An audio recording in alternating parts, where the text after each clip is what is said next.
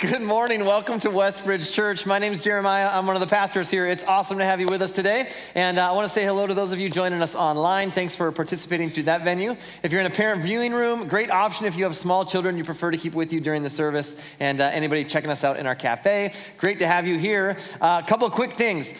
We do 5 and 5 after every service. 5 things about Westbridge Church, 5 minutes or less. So right afterwards, if you're new, if you've been coming for a long time, doesn't matter how long you've been coming, if you just want to learn more, right down here, right after service. Secondly, the Westbridge Connect is a deeper dive into that. So that's this coming Friday. We're going to be here for maybe an hour, a little bit more than that, because we'll serve dinner. We're serving Chipotle. So come and get Chipotle. We've got childcare available. You can register for that. And then we're just going to do a deep dive on who are we as a church. Now, maybe you've never been to a church like this, or maybe you've moved to the area. Maybe you never been a part of a church before at all, and you're just exploring. Or maybe you're like, man, I've been in churches, but you guys do things different. And you want to know, why do we do things the way that we do things?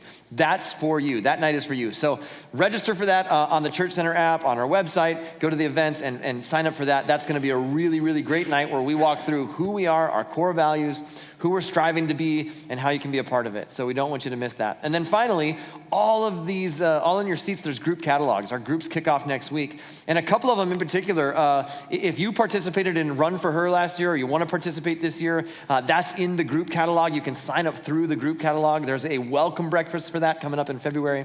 And so there's a ton of great options. There's several groups that aren't in the catalog that got added since we created the catalog last week. So we're adding more groups. Last week I said this: if you haven't found your group, maybe some of you need to start a group, and a bunch of you took me up on that. So I appreciate that. So we've started several new groups, and if you're still looking, either start a group or check out the app. That's the most updated version of all the groups that are available.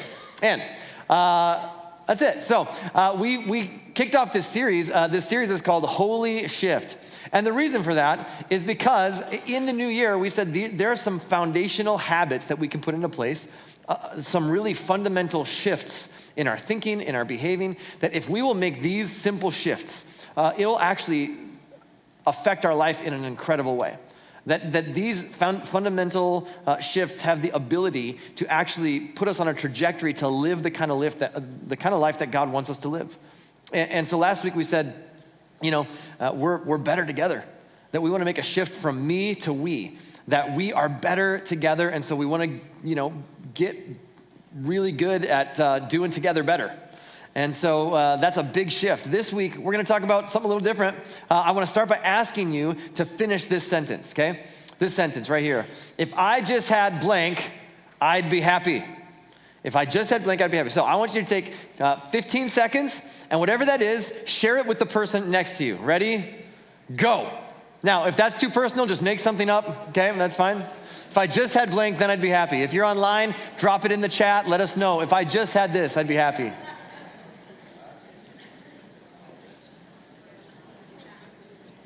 Now, they have done surveys and asked people this question. Here's what's crazy about this. I have the top 6 answers to this question on the board, all right?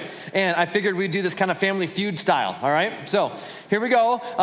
If I just had blank, I'd be happy. Does anybody know? The survey says top answer is? Ding, ding, ding. Someone said $1 million. Yeah, that would do it, right? If I just had money, I'd be happy. Right? And man, we all know that if I just had more money, I'd be happy. That's top of the list. We all knew it right off the bat. There's some other ones. Here's another one. If I just had accomplishment. For some people, it's, man, if I just had another degree after my name, if you would call me doctor or, reverend. Then, if I could have a few more degrees after the name, if I could climb the ladder at my job, a few more promotions, then I'd be happy, right? Status.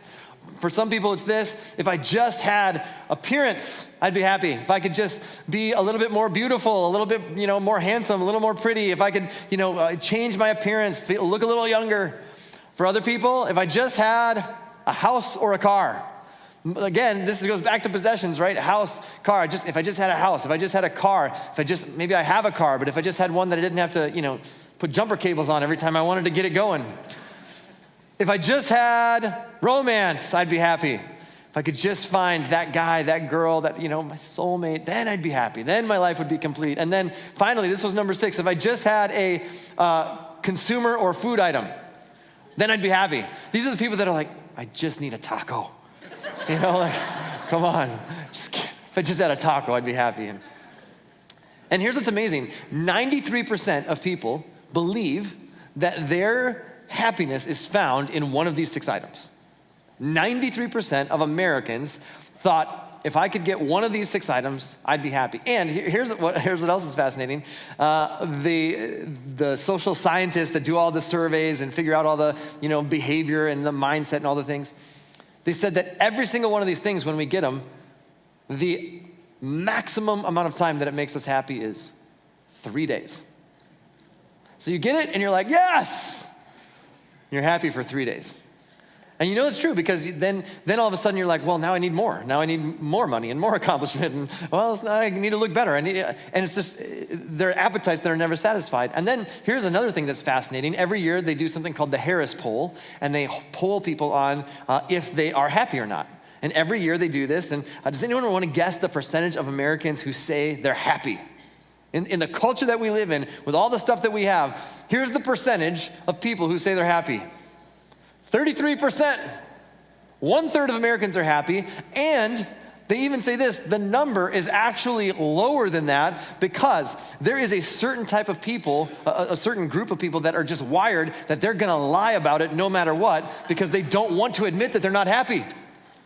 And so they're just gonna lie, they're like, no, I'm good. And here's the deal, we all know that there is a connection between our money and our happiness. Isn't that true?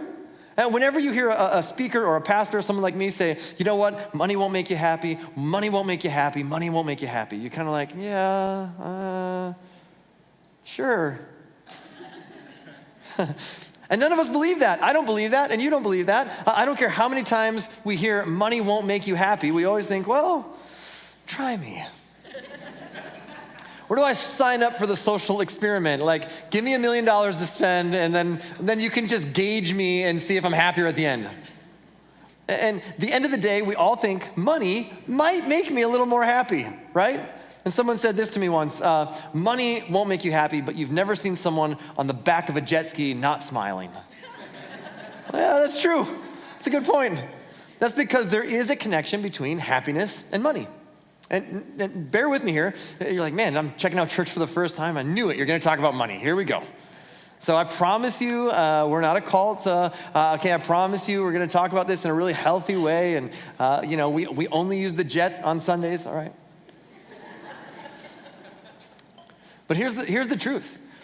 Whether you have been around church for a long time, maybe you're not a church person, maybe you're not a faith person, maybe you're just exploring, maybe you just stumbled across this on YouTube later on this week and it's, Thursday at 1:30 in the afternoon.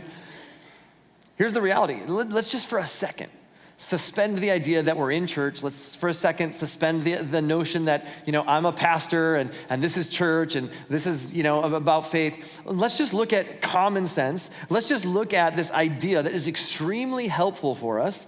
There is a connection between money and happiness. And put all the other stuff aside, let's just look at life, right? Here's what most of us believe the connection is between our money and our happiness. Most of us believe this. This is what our culture teaches us. When it comes to money, most of us believe it's about more. That if I had more, then I'd be happy.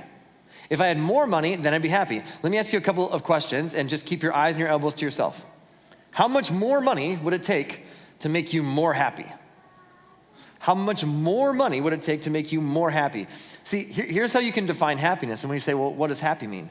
Happy people are people who are at peace. Wouldn't you agree? Like, some people who it doesn't seem to matter what goes on, like, in their circumstances and what goes on around them. It's just like, man, when you know them, it's like they're content. They're just like, they're good with them. And when you know somebody who experiences that kind of peace, that's happiness. And that means this, how much more money would it take to give you peace? Or the answer for every single one of us is this, more than I currently have. That's the answer, right?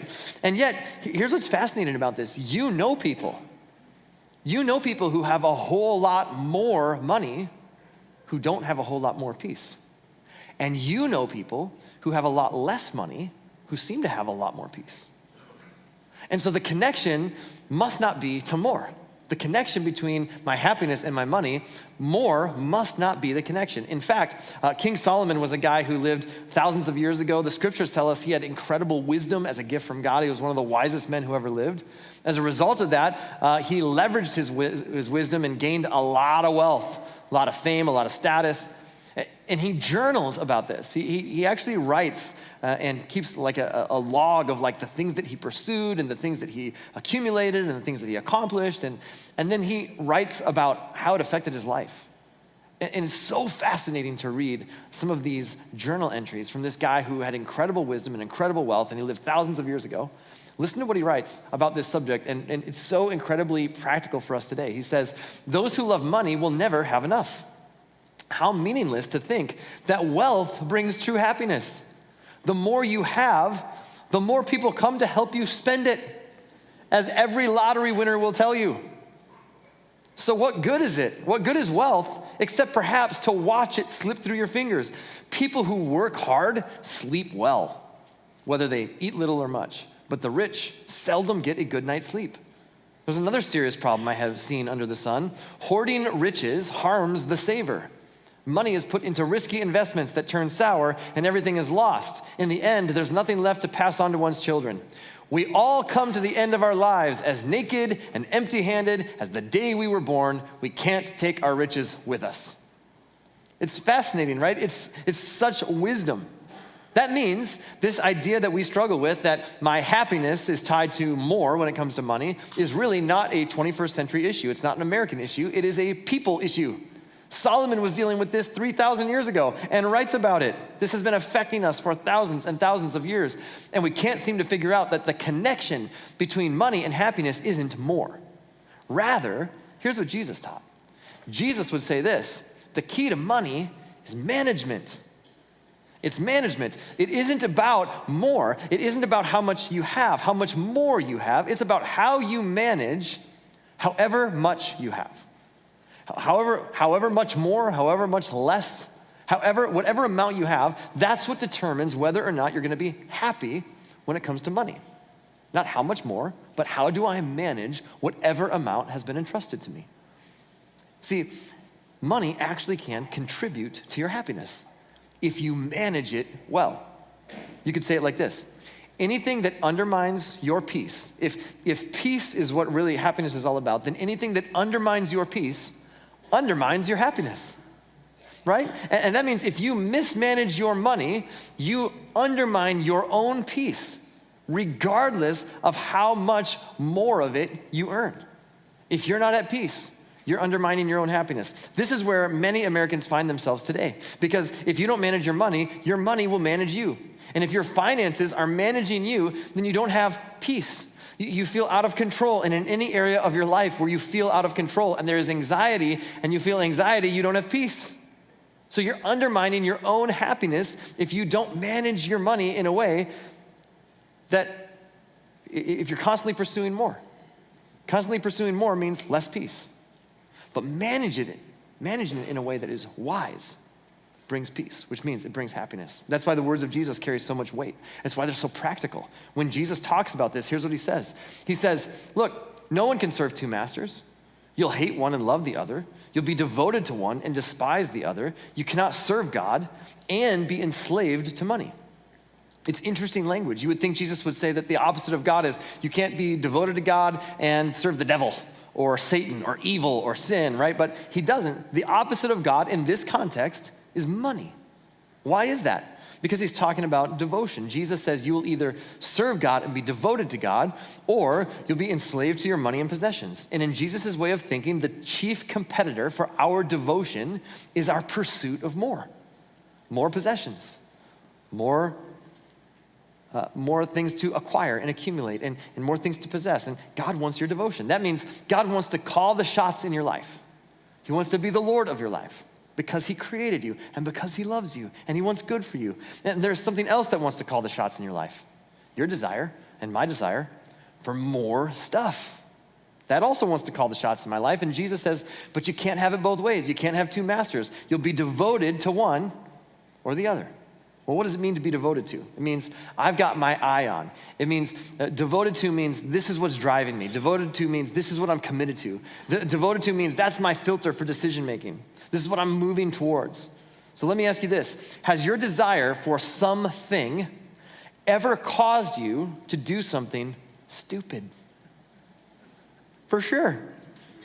Yeah, how about this? Has your desire for something, your devotion to getting more, ever caused you to do something you regret? Yep, for sure.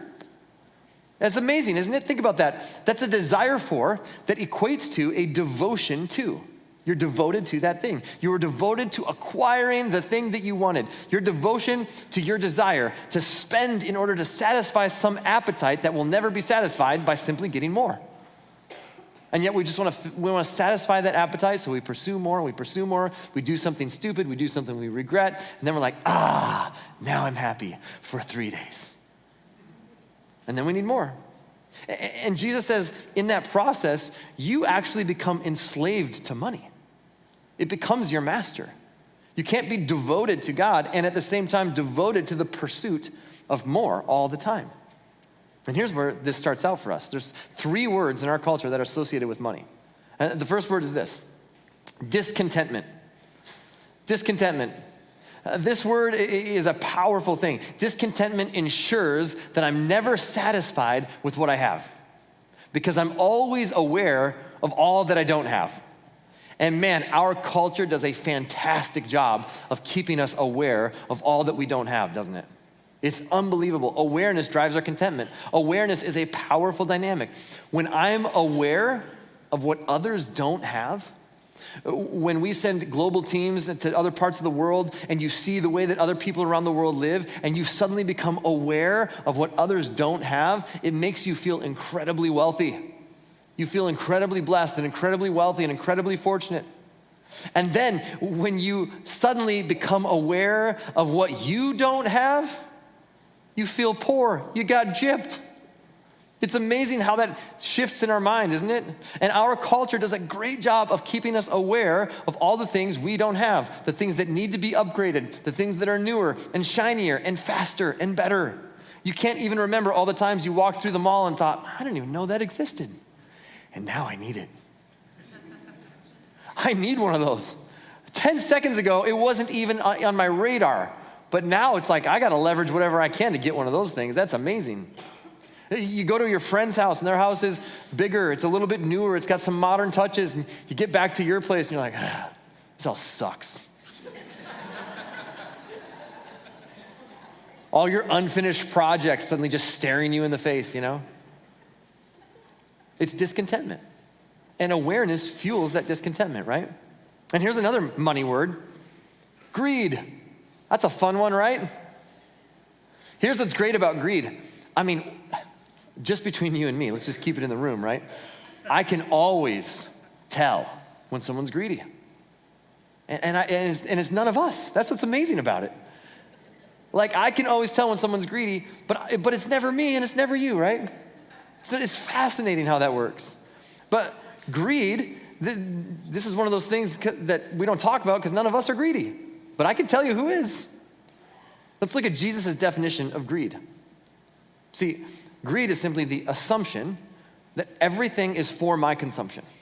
It is the assumption of consumption. It's this idea that, okay, everything that comes to me must be for me. I mean, if it arrives to me, it must be for me. Did you know that if you stop and think about this, every one of us are rich? Now think about this. We think that only the rich people are the greedy people, but we're not greedy, so we must not be rich. And yet, if you look at how we compare to the rest of the world, if you make $25,000 a year annual household salary, you are in the top 5% of wage earners in the world. If you make $50,000 annual combined household salary, you're in the top 1% of wage earners in the entire world. Like, I'm doing better than I thought. See, the truth is 50% of the world's population lives on less than $2.50 a day. So, if you went and saw a movie sometime in the last month, you're rich. If you bought popcorn at that movie, you're filthy rich. If you went to a coffee house sometime in the last month and bought a cup of coffee that you didn't brew yourself, you're rich. If you own a car, even if it's a 1970 AMC Gremlin, you're rich. Did you know that most places in the world where people live is in these houses that are not that big, made out of cinder blocks? And for most of us in the United States, that's where we keep our cars. If you have access to clean water, you're rich. If you've ever traded in a perfectly working item for another perfectly working item, you're rich. Now, that doesn't make you greedy, but our temptation is to think, well, rich people are the greedy people. See, you didn't even realize how rich you were until you came to church today. Don't you feel better about yourself? You're like, wow, I'm doing better than I thought. This is amazing. That doesn't make you greedy. You can have a little bit and you can be greedy. You can have a lot and not be greedy at all. Greed is the assumption that whatever you own, however much has been placed in your hands, is all for your benefit. That's greed. Greed says, if it comes to me, then it must be for me. If you live with the assumption of consumption, these are Jesus' words, he says, you are a greedy person. That's Jesus' language. In fact, if everything that comes to you, if you assume that it's for you, then you will spend 100% of it on you. And the problem is, greed is an appetite that will never fully be satisfied. That means you will always need more. And the problem in our culture that we live in today, this wasn't always the case. But for you and I today in the United States of America, we don't even have to stop spending when we've run out of money. Isn't that good news? That leads to the third word. It's a fun one. Debt. What a great word. Debt is when I prefer to owe someone rather than want something. These are your options. I want something, but I don't have the money for it, so I can want. Or I can go ahead and get it, and then I can owe someone. And there's tension either way, right? Both of these options provide a tension. Here's what I can tell you. I want is always better than I owe. I'd rather want and not have than have and owe. When you want something and you don't have it, there's tension. When you owe someone something and you don't want to pay it, there's tension. So you got to choose which tension you're going to live with.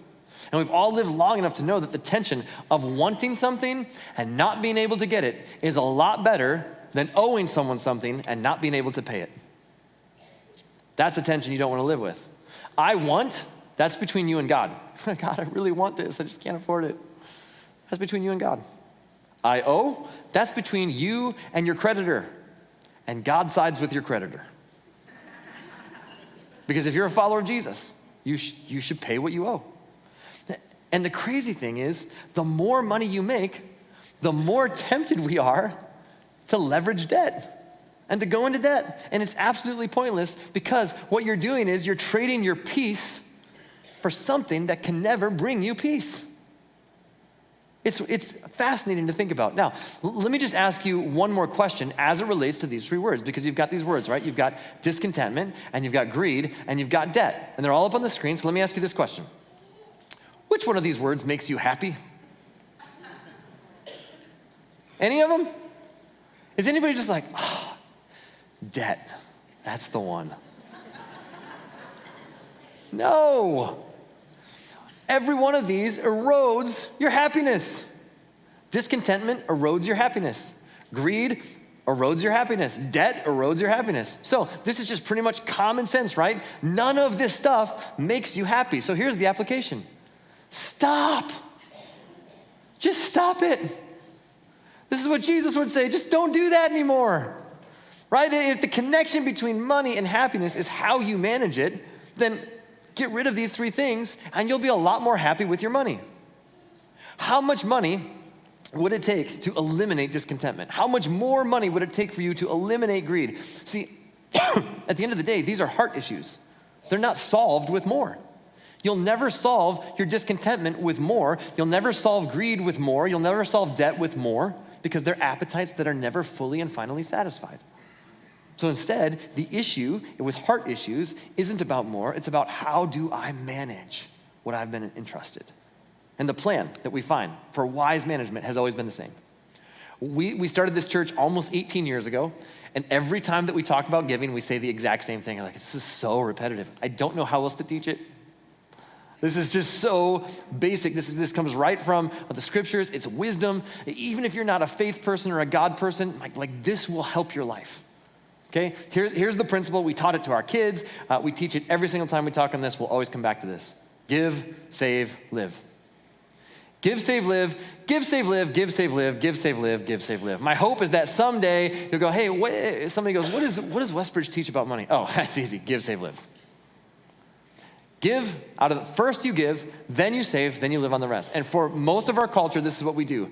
Live, save, give. We live first, we spend on ourselves, we live our lives, we pay our bills, we might save a little, and then if there happens to be anything left over after that, we might give. And everything through the scriptures and everything modeled by Jesus shows us that's the opposite. That if we would give first and then save and then live on the rest, that we would experience incredible satisfaction in life. Peace, happiness. In fact, to give, we'll start with give actually equals joy. Like if you want to experience joy, learn to be generous. Generosity is core to what it means to follow Jesus, because at the very center of the message of Jesus was God so loved the world that he gave. The center of the message of the good news of Jesus is a message of generosity. And in 1 Timothy, Paul is writing to a guy named Timothy. And Paul was a guy that would travel around the first century. And he was traveling all around the Roman Empire and starting churches.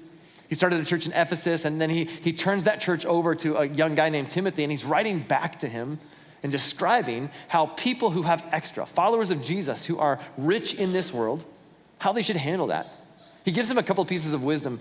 In this first set of verses, he says this: true godliness with contentment is itself great wealth. He's like, you want them to know what wealth is? It's when they have enough, but they're content. They're not constantly striving for more. They've managed what they've been given.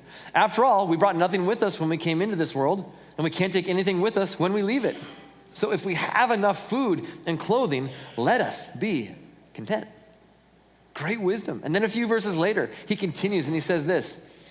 He says, teach those who are rich in this world not to be proud, not to trust in their money, which is so unreliable. And we all know this is true, right? Money comes, money goes. Easy in, easy out. More money, more problems. All right. Tell them to use their money to do good. They should be rich in good works and generous to those in need, always being ready to share with others. By doing this, they will be storing up their treasure as a good foundation for the future so that they may experience true life. That they may experience true life. He's like, the life that is truly life, you can't take any of it with you, but you can send it ahead. You can invest it in things that have eternal significance.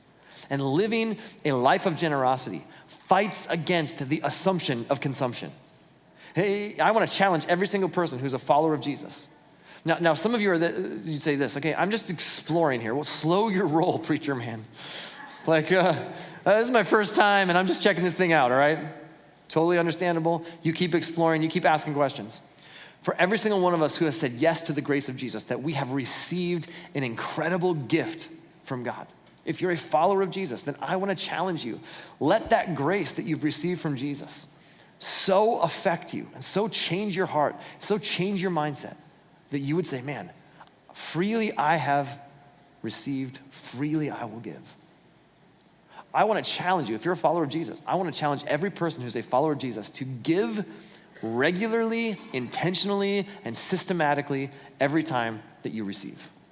That's the way of Jesus. Every time that you get money, you say to your money, money, you're not my master. I'm not enslaved by you. I'm going to give some of you away. And every time that you get money, that's your way of saying to God, God, you are the one that I'm devoted to.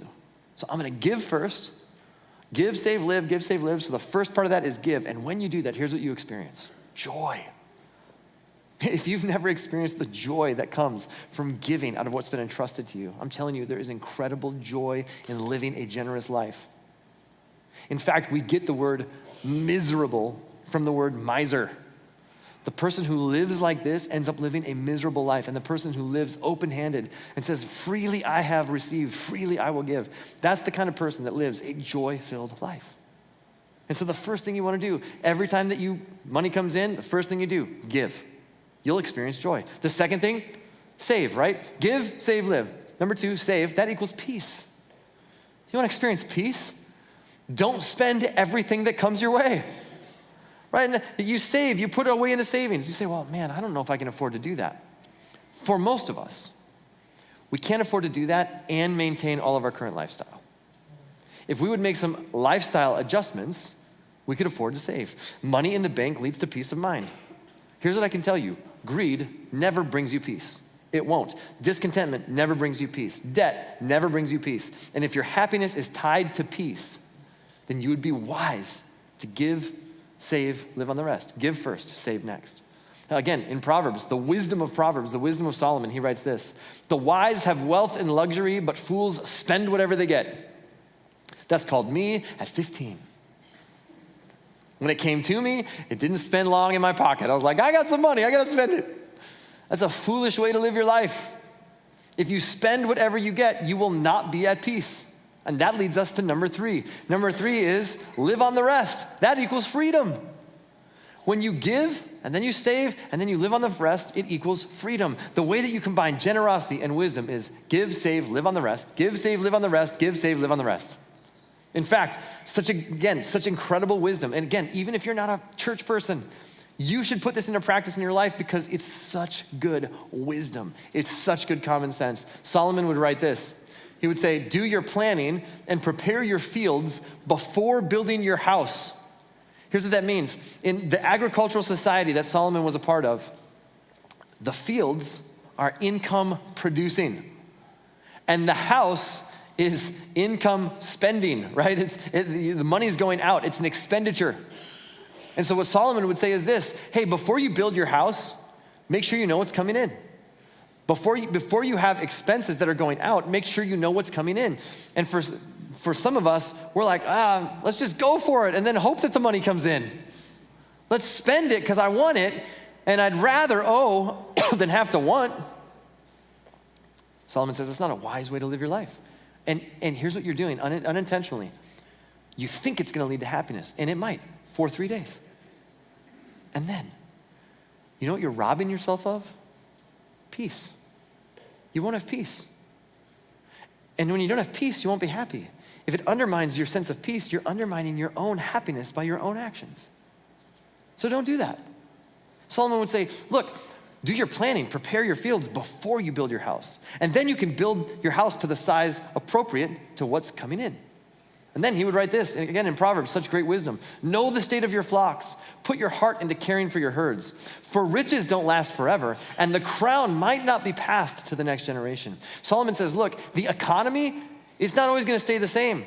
The crown gets passed to another king, and things can change, and laws can change, and rules can change. So your riches aren't going to last forever.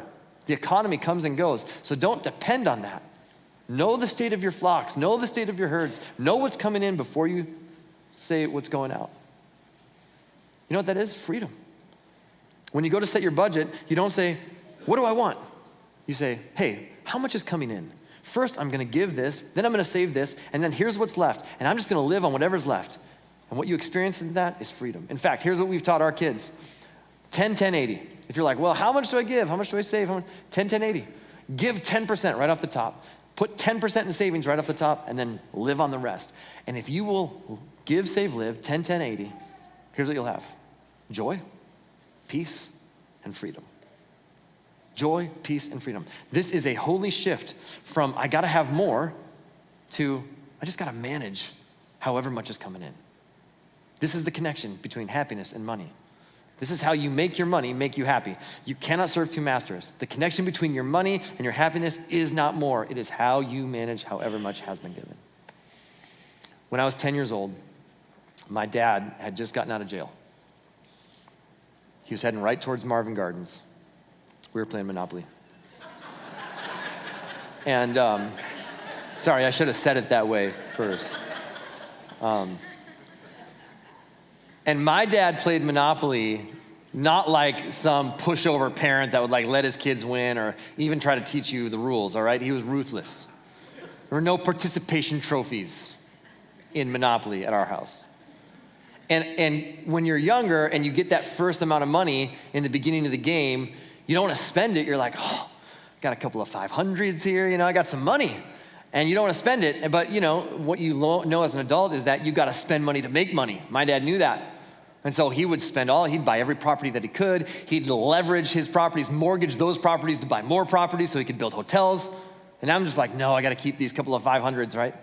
And then eventually what happens is, I land on one of his boardwalk with 3 hotels on it, and it wipes me out in one turn.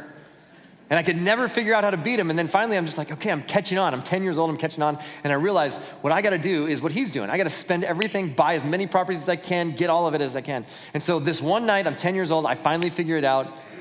And man, I was like, I'm gonna be as ruthless as he is. And so he's in jail, and he wants to stay in jail because in jail, you don't have to pay anything.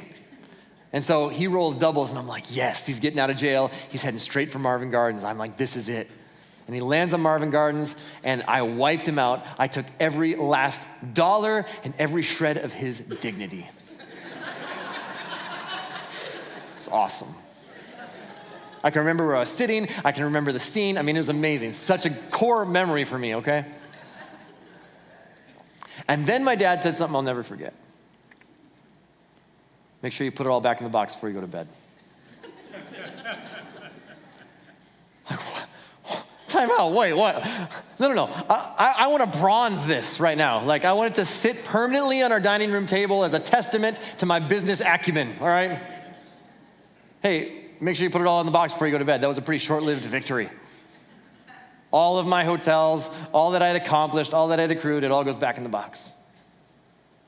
And the same thing is true for you and me. It doesn't matter what how much of it we acquire and accumulate and possess while we're here on earth. At the end of the game, it all goes back in the box. You're not taking any of it with you. So the question is, not how much of it can I accumulate while I'm here, but how will I manage it so that I can leverage it to experience joy, peace, freedom? See, that's the question. And imagine what your life would look like if every time that you got money, every time that it came to you, you gave first. Money comes in and you give it to God's kingdom as an eternal investment, and then you save and you live on the rest. Imagine if you lived that way for years and years and years and years and years and years. Wherever you find yourself in life, what if you just started today and said, okay, 10, 10, 80, give, save, live on the rest. And you may not be able to get there this week, but maybe that's something you work for in 2024. How do I get to that point in 2024? You would be happy as it relates to your finances. You would experience joy, peace, and freedom. So your best option is to invite your Heavenly Father to manage you as you learn to manage your money. To say yes to Jesus as you continue to manage what He's entrusted to you. Giving always leads to joy. Saving always leads to peace. Living on the rest always leads to freedom. So in 2024, let's make a holy shift. Let's shift away from I just got to get more to let's manage well whatever God has entrusted to us. At the center of this message is this: God so loved the world. God so loved you. God so loved me that He sent His Son Jesus into this world, that everyone who believes, everyone who puts their trust in Him, who says, okay, I'm going to be devoted to you. I'm not going to be devoted to the pursuit for more. I'm going to be devoted to you. Everyone who says, God, I trust in you. I need you. I can't do this on my own. Won't perish. In other words, won't be lost to God, but will experience eternal life, a life that is truly life, a life that does not end. And we're invited into that. You're invited. I'm invited. And you don't behave your way in. You don't earn your way in. You can't unsin your way in or church attend your way in. It's just an invitation that's been extended by the God who created you and loves you. And if you've never said yes to that, I want to invite you to say yes to a God who is generous towards you. And then, if you're a follower of Jesus, if you've said yes, you've experienced the generosity of God towards you, then maybe it's time to adopt a posture that says, freely I have received, freely I will give. I want you to hear me say this. In 2023, as a church collectively, we were able to give away more money than we've ever given away before. We were able to do that because so many of you already live this way, and you've experienced the joy and the peace and the freedom that comes when you give, save, live on the rest. And I want you to hear me say, thank you. Thank you, thank you, thank you from the bottom of my heart. And for the rest of us, maybe it's time to consider living this way in 2024. And if you've never said yes to Jesus and you want to say yes to that invitation to be a part of God's family, just agree with this prayer as we close. God, please forgive my sins. Forgive me for the times that I've walked away from you, and I'm so grateful you never walk away from me. And so I want to say yes to your invitation. Make me your son, make me your daughter. Help me to put my trust in you and to follow you in your way of living as best as I know how from this moment on. And God, I pray for every one of us who have been entrusted with so much. God, may we adopt this posture, not of more, but how do we manage well what has been entrusted to us? And as we do that, God, freely we have received. May we freely give, and may our lives point people to you in the process. We thank you. We pray this in your name. Amen.